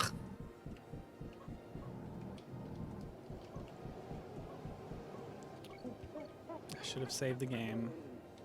Oh, come on. That happened before. I think I'm reaching the end of my rope. The psychic damage that I took from getting game over before has taken its toll.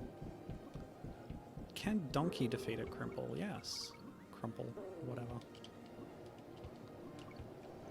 Oh my god, Donkey's jump is a horrible abomination unto video games. What?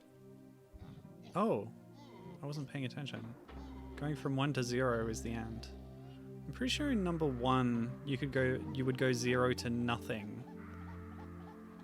Because like the number is the extra lives you have. I'm not sure how it worked in returns. I don't know. Oh well, that's our second game over for the stream. But I'm going to launch the game. I'm going to keep going. We're going to get to that boss and we're going to beat it during this stream. And then World 5 will be done.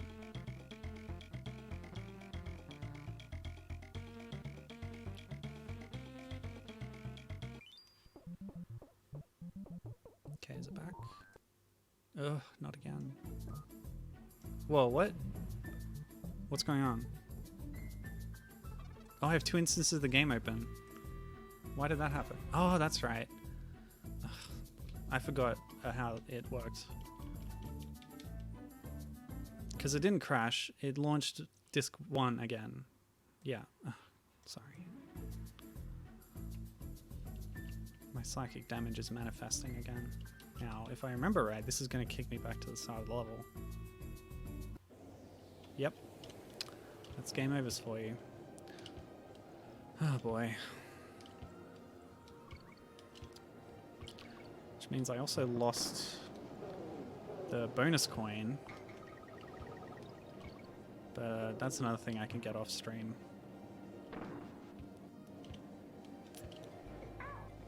Ugh. Okay.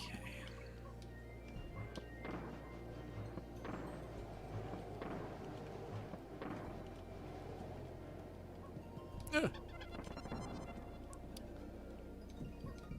I think espresso just gets in the way, really.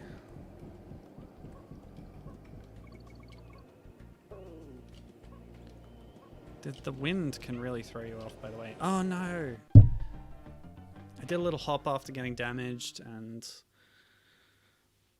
because of the wind, it pushed me further. Okay.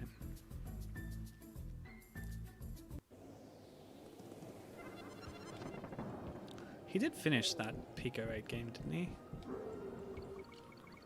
I think he was making a ukulele Pico 8 game at one point as well. Because he had the cutest little sprite for the 2 of them. Don't need it. Oh! That hitbox. Oop! Well, I guess I wouldn't have had to worry about the nut if I was invincible. I'm still looking for the N.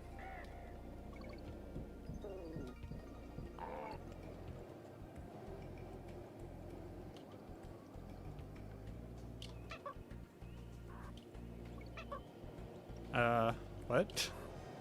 Okay. Get to skip a hard section? Yes, please. If I'd got that, I could have saved myself a lot of drama just now. Good lord. Jimin is not sure. Mitch did make a little ukulele thing for their Fanworks contest. Yeah, but I'm not sure if he finished it, is the thing. Alright, let's see what Andre has to say. These, by the way, these screens are stored as video files in the game files. How lucky you didn't come 5 minutes earlier. A swarm of bees was here, and I almost freaked out.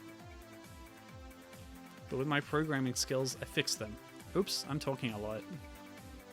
I can't talk too much about my project, so as not to spoil the surprises. Damn it, I'm still talking. Let's change the subject. Do you like honey? I love it. But in some places, the honey is on walls so high that only with help we can get there.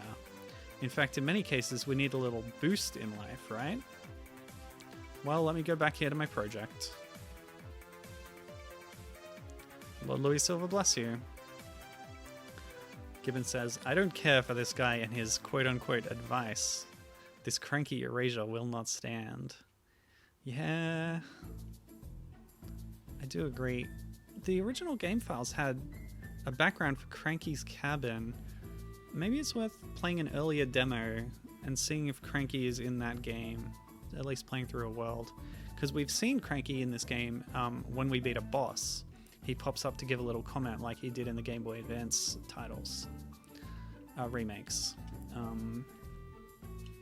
Yeah, that might be interesting to check out. So while I'm replaying this world to get the collectibles, I will also play an earlier demo and see if Cranky's in it. And I'll report back for the next stream. Okay, boss time, World 5. Let's go.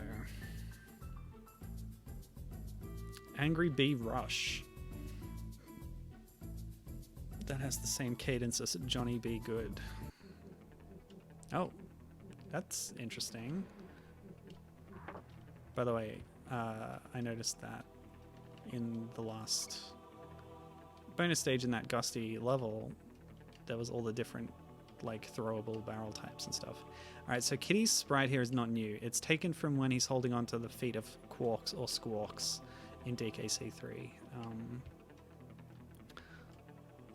It looks, yeah, decent enough for that action, so that kind of works. Donkey's sprite is new.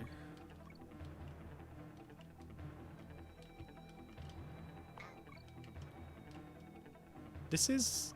Wait, is this a boss or is this a level? I might not be up to the boss yet. Okay.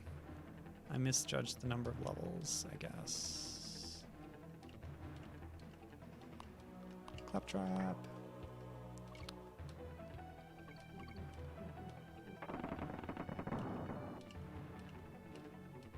Oh. Well, I'll get that later. Oh wait, I haven't shown the bonus on this stream, so I have to get them on this level. Yeah.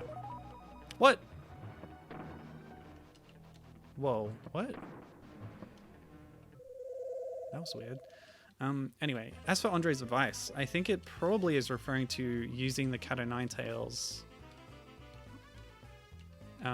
in the first level, possibly.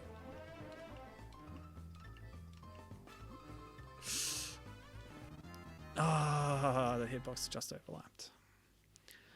And yeah, it does not show the damage effect in bonus stages.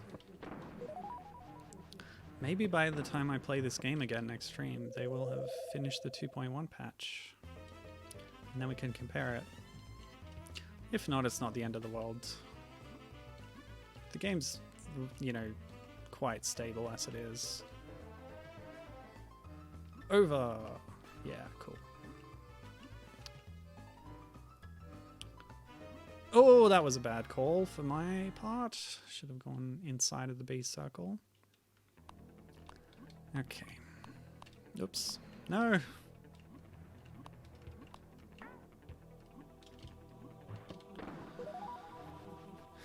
So what is this? Maybe this is what I was referring to. You press B like as you're coming out of the barrel and it goes higher. That's never been a mechanic before, but I'll go along with it. But that can't be what the advice was about, because wasn't he talking about honey being high up? Must be the Cat o' Nine Tails thing. Nope. Oh my gosh, I can't believe I survived that. Now, if you were paying attention there, DK sprite looked different in that bonus stage while he was clinging onto a wall than it does here. Am I crazy? Oh well, we can always check the footage.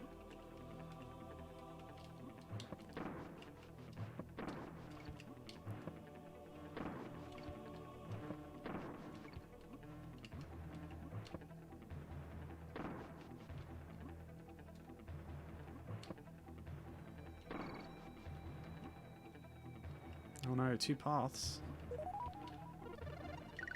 It's always good when a path closes soon. Oof, didn't think I'd make that. Okay. Ah, midway already. That's nice. Wait, what's... Whoa! I was just saying, what's that bee doing there? What's that buzz doing? Turns out we've got a whole Nautilus chase, Croctopus chase, whatever that one level is just before King's Ing Sting, where you're riding on Rambi. That's what this music's from too. Only used in one sequence of the second last level of Crazy Kremland. Nice. Whoa, I'm missing the K and the O? Oh boy. Uh-oh. Uh-oh. Oh. Very tense. Okay. So where would the K and the O be then? Interesting.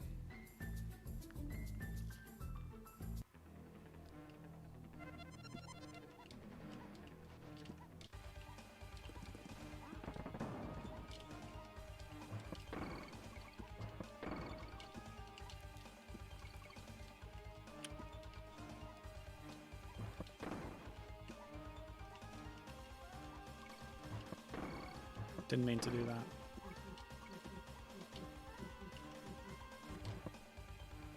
Okay, I've got that. I'm glad it stops while you're in a barrel. Very friendly of it. Oh! Never mind. And we can actually kite it around, so it's not even that threatening. Unless you're stuck on a honey wall. Ah! Well, I'm glad that I could make that jump. Oh, what's that? Oh, I want to go over there. Oh, but I can't go back now. Well.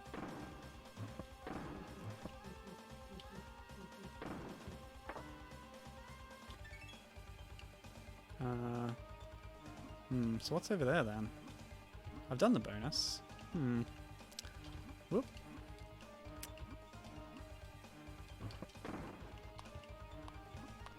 This is exciting. I like this bit of urgency.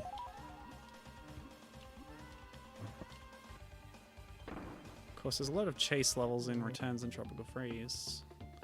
Irate 8, Muncher Marathon, the little spiders. What else? There's a million of them. There's one where a tornado chases you.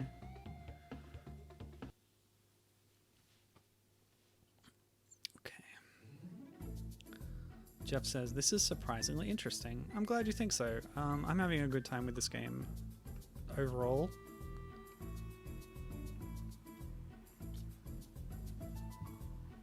And as for that level in particular, yeah, it's a good idea to spice up a beehive level.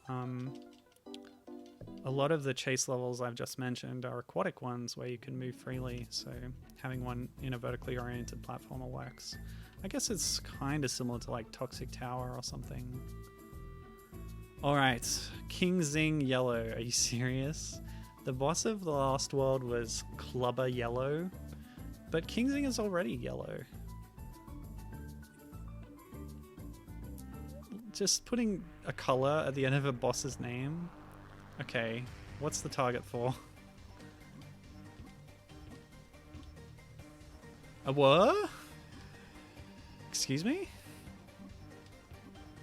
Whoa, boy. Oh, I can actually hide in that little alcove. Oh yes, TNT barrels, of course. What? This is very strange. There's a pit in the middle. There's a hook that I couldn't grab onto. There's a target that creates a shield. I'm still grappling with the mechanics here. I'm not sure what's going on. I'll try hitting the target from a height, which is... Oh, okay. Which is how it works in, you know, DKC2. To end a level, you get a prize. So I'll fall on it from a height. Yeah, it made the shield appear. But I think it also makes the TNT appear. So you need to hit it. Maybe you wait out the shield, because I definitely... He can't even hit me up here. I wonder what this hook is for.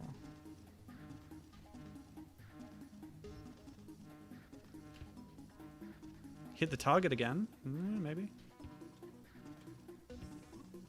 Excuse me? It despawned the barrel I was holding and presumably made another one up here. Yeah. What the heck? Okay. No, I would have thrown it through the hook. I'll just try it again. Oh, yep. Okay. So now what? Oh. Okay, so the hook grabs the barrel. Can I stand on top of it? No. Because you can stand on top of barrels when they're on the ground in this game. So what do you do then? You can't stand on it. I'll try standing on it again. This is strange. But hey, I'm all for them experimenting with the mechanics. It's just that they're not very clear. Okay.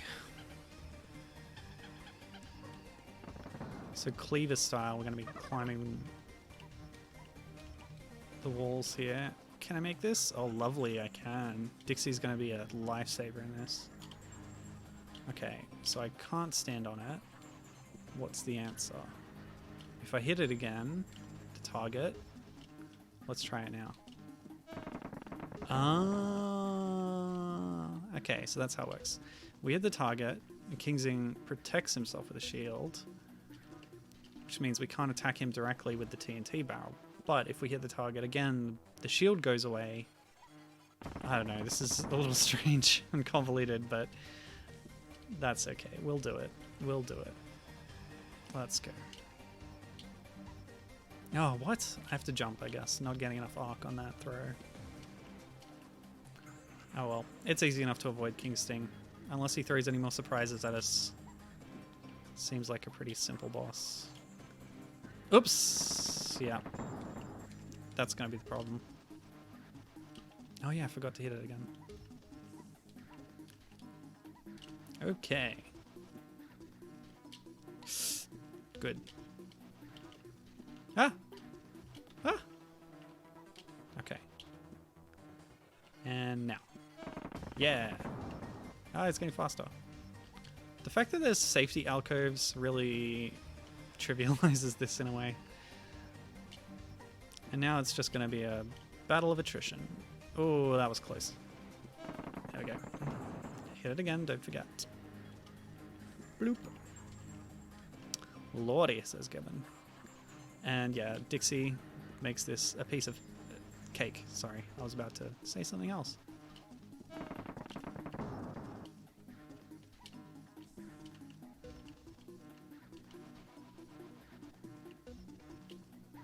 Not quite. Thank God for Dixie. She's the best.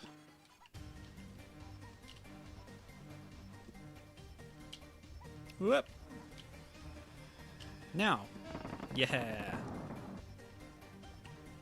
Pretty satisfying to pull that off. Oops.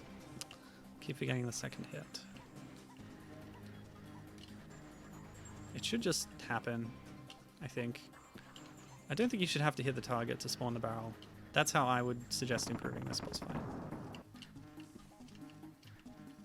Shielded should be the natural state. Like, I don't really get the logic of why hitting this target makes the shield appear and disappear. Whatever. We're done it now. And there's Cranky. As I said, he's in the game. I'm still going to train a bee like that. You will see. Okay.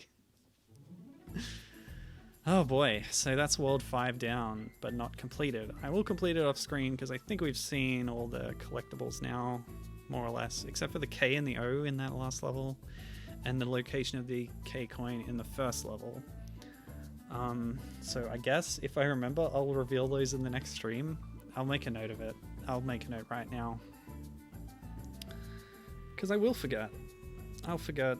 I'll completely forget. I didn't even consult notes this stream because there wasn't anything else new to say. Stream notes.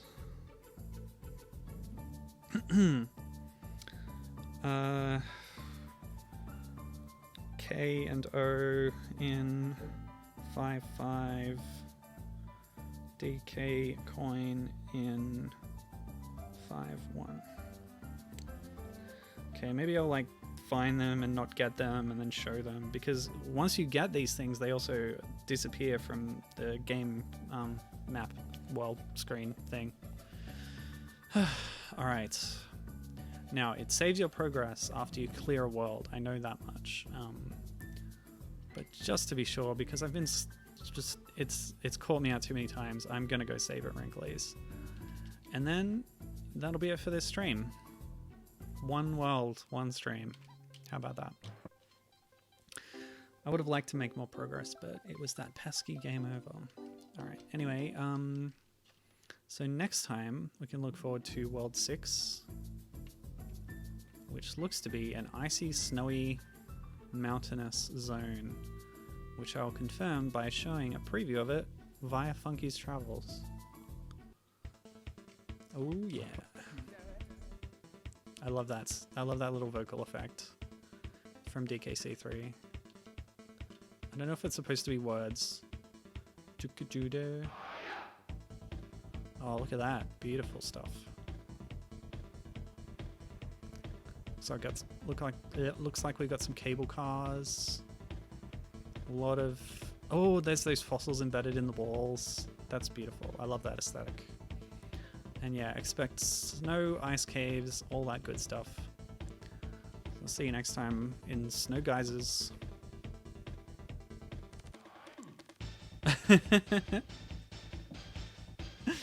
They put a different sound effect in the song. I'm just gonna enjoy this for a few more seconds. Oh yeah.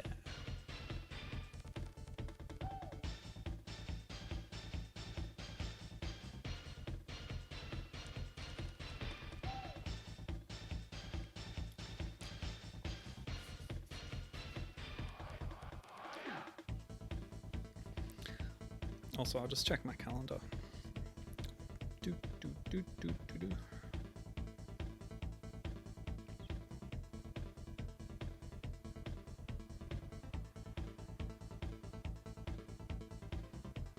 What's the date? It's week 8. Okay. So actually I have 2 more weeks before holidays.